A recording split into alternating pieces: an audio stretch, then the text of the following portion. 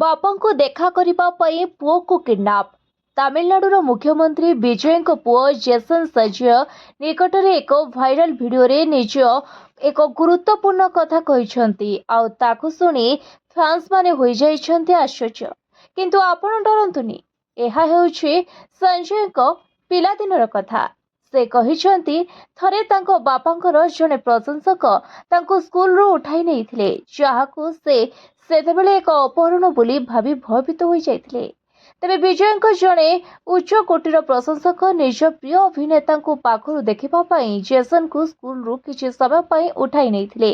ସେତେବେଳେ ଜେସନ୍ ଭାବିଥିଲେ ଯେ ସେ ଅପହୃତ ହୋଇଛନ୍ତି। ଯେତେବେଳେ ବିଜୟ ସେଠାରେ ପହଞ୍ଚିଲେ, ସେହି ବ୍ୟକ୍ତି ଜଣକ ସୁରକ୍ଷିତ ଭାବେ ଜେସନ୍ଙ୍କୁ ଗାଡ଼ିରେ ବସାଇ ଦେଇଥିଲେ। ଏହି ଖବର ଏମିତି ଏକ ସମୟରେ ଆସିଛି ଯେତେବେଳେ ବିଜୟଙ୍କ ବ୍ୟକ୍ତିଗତ ଜୀବନକୁ ନେଇ ବିଭିନ୍ନ ଚର୍ଚ୍ଚା ଚାଲିଛି। ତେବେ ବିଜୟଙ୍କ ପତ୍ନୀ ସଙ୍ଗୀତା ଛାଡ଼ପତ୍ର ପାଇଁ ଆବେଦନ କରିବାର ଖବର ମଧ୍ୟ ରହିଛି। ବିଜୟଙ୍କ ଶପଥ ଗ୍ରହଣ ଉତ୍ସବରେ ତାଙ୍କ ପତ୍ନୀ ଏବଂ ପିଲାମାନେ ଅନୁପସ୍ଥିତ ରହିବା ସେମାନଙ୍କ ସମ୍ପର୍କରେ ଫାଟ ନେଇଥିବା ଅନେକ ସନ୍ଦେହକୁ ଆହୁରି ବଢ଼ାଉଛି।